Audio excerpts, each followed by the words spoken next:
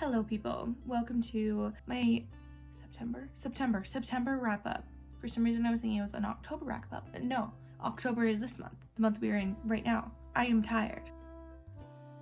Alright, first off, I'm going to tell you some statistics just for funsies. So I read 14 books this month, which that's pretty good actually for just the amount of mental stress I was under. I am halfway through 2 more books, but I'll talk about those at the end. Of those books, I had 8 3-stars, which might be the reason why I'm feeling so schmeh right now.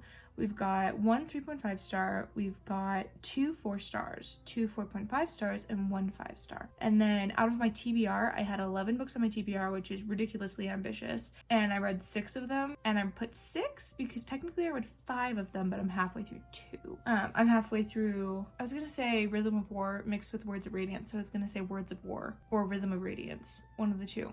Both of those are wrong. It's Words of Radiance. I'm halfway through it. Halfway, I think I'm like 700 something pages in, and there's like 1,000 pages.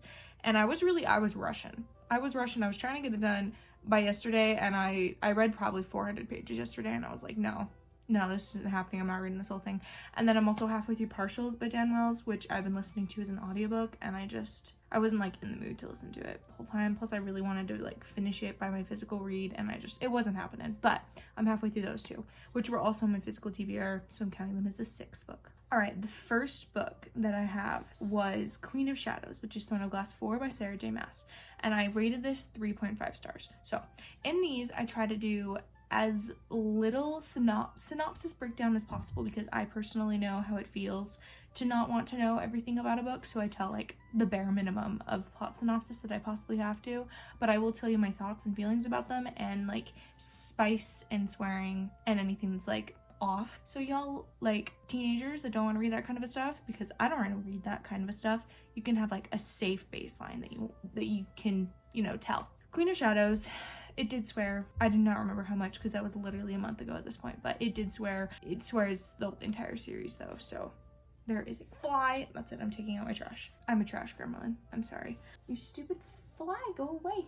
It does also have some like sexual content. It doesn't have any explicit, but it does have a lot of innuendo. So if you're not comfortable with that, that's what that includes. As for my opinions on it, I get the hype. Like, sadly, I get the hype. Sadly, because now I need to do the tandem read, which when I got into this, I knew I was going to read the whole series anyway, just because that's the kind of person that I am. And by have to, I mean I get to, because, getting to read a book is wonderful and the best thing in the world. It's just long. And I also already am reading a super huge fantasy series right now, so. But sometimes it's nice to take a break from one super huge fantasy and go into another super huge fantasy. I don't know if I'm going to end up reading the tandem read anytime soon, but when I get to it, I will get to it and I'll tell you about it. So, next book that I read was Twisted of the Heart by Sarah M. Eden. 5 star is the only 5 star of the entire month, which makes sense why I feel like I've had such a meh reading month, honestly. It's because this one was at the beginning of the month and it was wonderful. Okay, to get you into knowing what I'm talking about, this was a novella. It was literally this big. Tiniest little book. It was a novella about 2 characters that I was like, yay, they got together, whatever. What made it a 5 star? This series is an interconnected standalones where it's all set in one town. Like small town romances, but like kind of not. But it all has to do with like one family basically. And going into this book, I didn't think that the characters that we met would have anything to do with the family. But like the girl does have something to do with the family. And the second that I heard the names, I started crying. It was like 3 pages in and I was like, I miss these people so much. And then when you get to the end, some tragic thing happens like early on in the series. I think there's 4 or 5 books out right now, and something tragic happens in like literally the 2nd book. And because of that tragic thing that happens, it affects 2 characters' lives very, very deeply. And in this book, you get to see both of them like more than you have so far. And I literally started crying. It was like the last maybe 10 pages of the book, and I was bawling. I have my reaction. It'll go up in a vlog, which the vlog has not been edited yet because I haven't gotten to it yet. Do I feel bad about that? Yes. Will it happen eventually? Absolutely.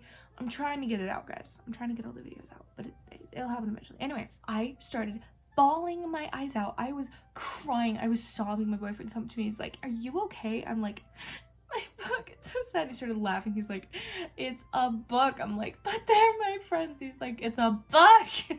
Which, looking back, I completely understand. But at the time, I felt like he was just rubbing salt in the wound. fantastic book, 10 out of 10, gave it 5 stars. Can't give it a 6-star because it was a novella, but I'm so excited for the next characters, like actually so excited. I know she's writing it right now, unless she's like stopped writing it, but the second that book comes out, I'm gonna buy it. I don't care that I don't have half the other books in the series. I will buy that book, specifically that book.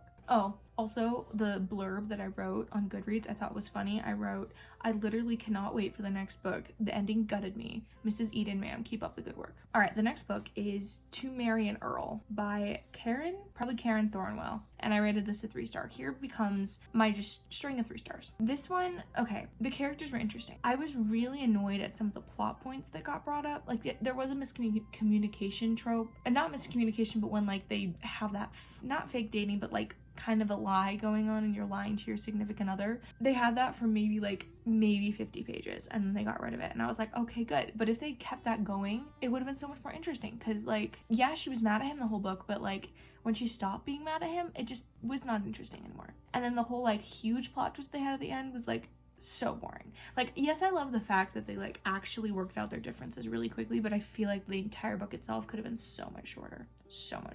Next we got I'm Not Charlotte Lucas by Casey Stockton. Again, rated this 3 stars. Now, the beginning of this book, I was giggling. I was kicking my feet. I was at work. I was like, this is adorable. I love this so much. And then halfway through the book, it just got boring.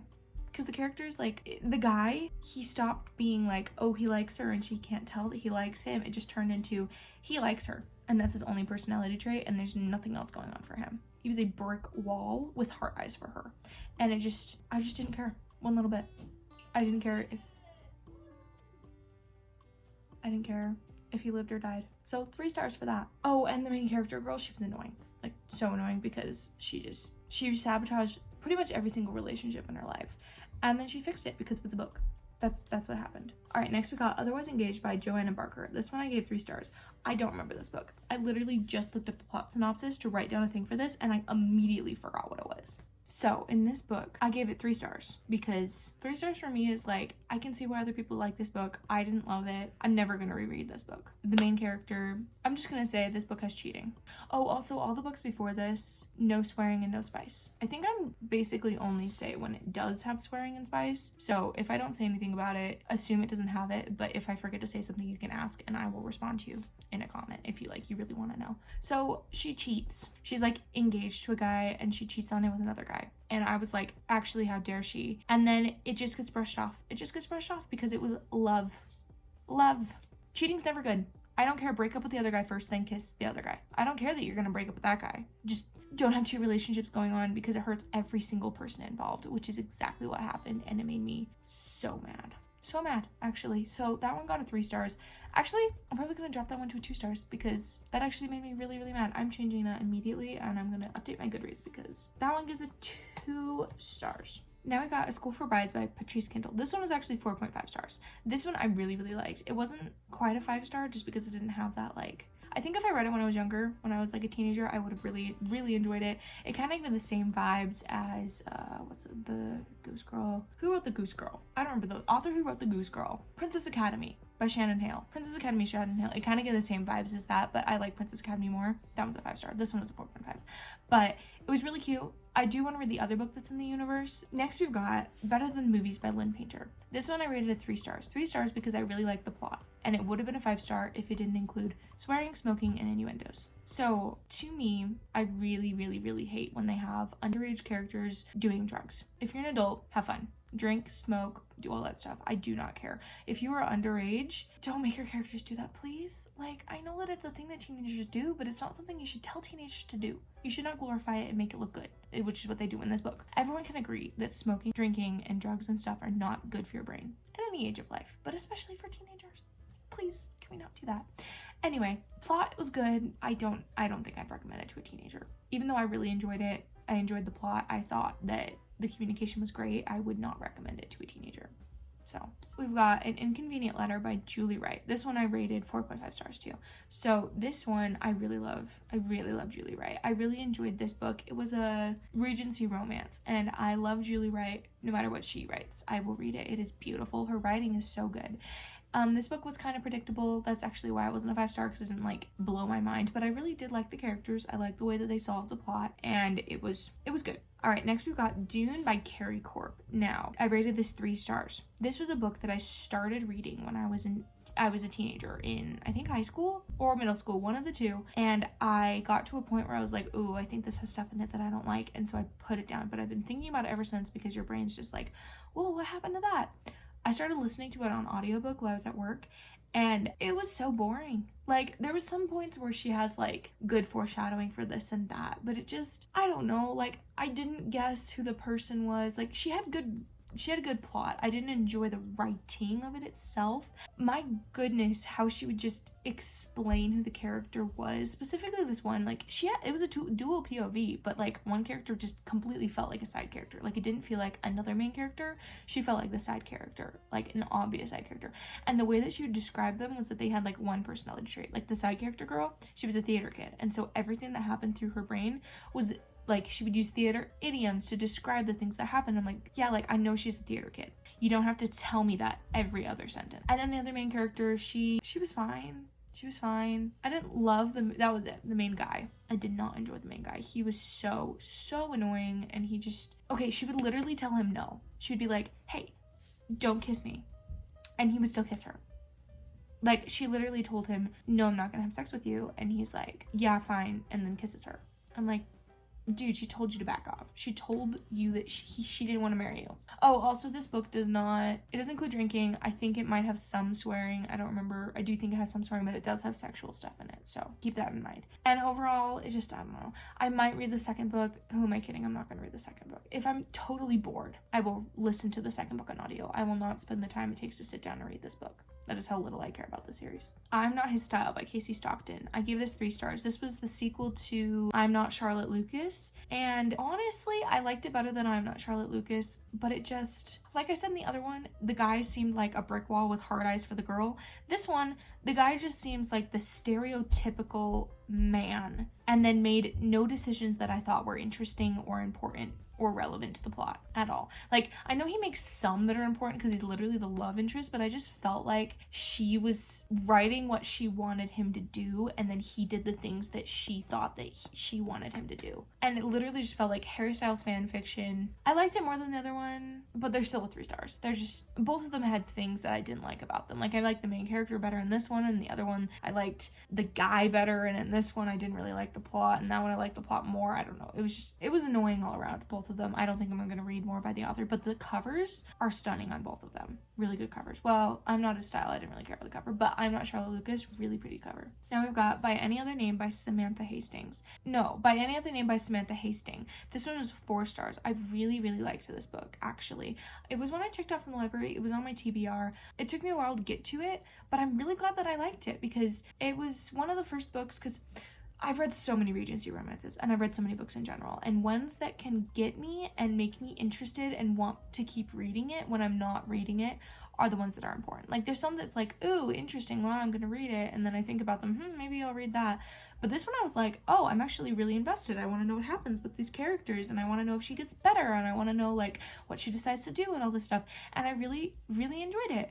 And I definitely am going to read more about this author. And it had a really good talk of depression and stuff like that, which I think was written in a very good way. We're almost done. We got 3 left. The Matchmaker's Lonely Heart by Nancy Campbell Allen. This one I rated 3 stars. I was listening to it. Actually, no, it is a 3 star, but it might be a 3.5. I think I'm going to raise that one to a 3.5 because I did like it a lot better than these other 3 stars we're talking about. So this one's a 3.5.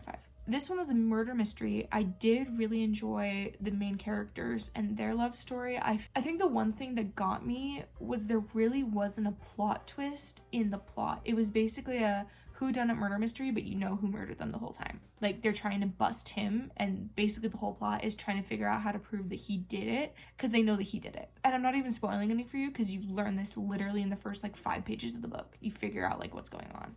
It was interesting, but the plot was just kind of meh, but I did enjoy all the characters. I liked the world building. I really liked the aura. It wasn't too ghouly, spooky for me, because I don't really like murder stuff, but it was, it was okay. I probably will read another one by her, because it was the first book in the series, so I'll probably pick up the second one. Alright, now I got Windsong Manor by Julie Wright. This one I rated a 4 stars, mostly just because I love Julie Wright. I did like it. I got really annoyed about the main girl because she just... Okay, so I really hate the romances when it's the falling in love with someone way below your station, when it's a Regency romance, because in those times that can absolutely wreck your life, it can wreck his life, it can wreck your family's life, it can wreck your children's life for years to come. Like, if it's just like a single class step, sure. This was like a really rich, I think she was a duchess or something like that, or an earl, what's that, countess, marrying a stable hand. That's too far. You're both gonna crash to the bottom and you're both gonna die, socially speaking. And I hate the ones where the ending is just like, we love each other, so it's gonna be fine. I'm like, no, it's not gonna be fine. Like, it's really not gonna be fine. And you shouldn't write Regency, okay, this is mean, but you shouldn't write Regency romances. You shouldn't write Regency romances if you don't understand the implications of the actions you're giving the characters. But this one did a really good job at that. Just had that whole rant. This one did a good job because the plot twist, like, it's fine. It's fine. Didn't make me mad. But I didn't like the fact that there's so much miscommunication between the characters, because so many problems could have been fixed immediately if they just talked to each other. Just talk. Come on. Like, it's not that hard. To be fair, the guy was actually trying to tell her multiple times, and he literally was physically unable to do it, not just like, oh, I'm not gonna do it right now kind of a thing. Like, he physically was not able to do. So I wasn't mad about that, but I was mad about the girl and just the stuff. I don't know. I did really enjoy the way they fixed the problem, because I didn't expect it to be fixed the way that it was. Like, it definitely felt like an unsolvable problem. It can never be solved, but it was solved. And then the last one I read this month was Summerhaven by Tiffany Oudkirk.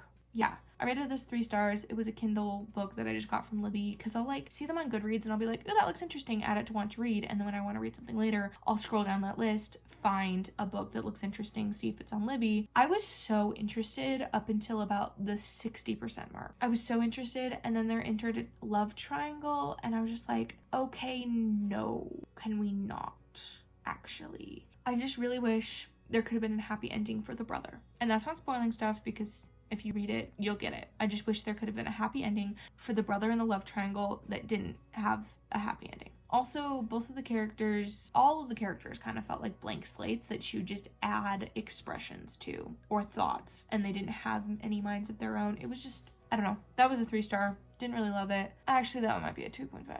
Yeah, that's a 2.5. And I think, yeah, that's all the ones that I read this month. I did, as I said, I'm halfway through Partials by Dan Wells. Really enjoying it. Need to finish it. I'm mostly the way through Words of Radiance. I think I have like 300 pages left. I was like, one of the reasons why I was planning on reading a bunch more books this month, but I was in the middle of Words of Radiance. And if you haven't seen, that is a gigantic book.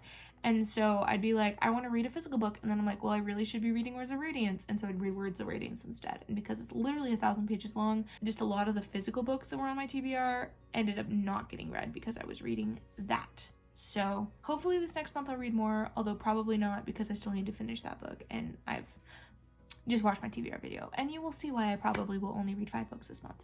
But it's okay. Anyway, I hope y'all enjoyed listening to me talk about the books that I read this month, because I hope it was more entertaining than I was reading them. Hopefully I have a couple more 5 stars this next month, because I need my joy meter spiked up. I need some more Sarah M. Eden level books. I might need to do some rereads so I can get some like happy chemicals going. I will talk to y'all next time. Thanks for watching.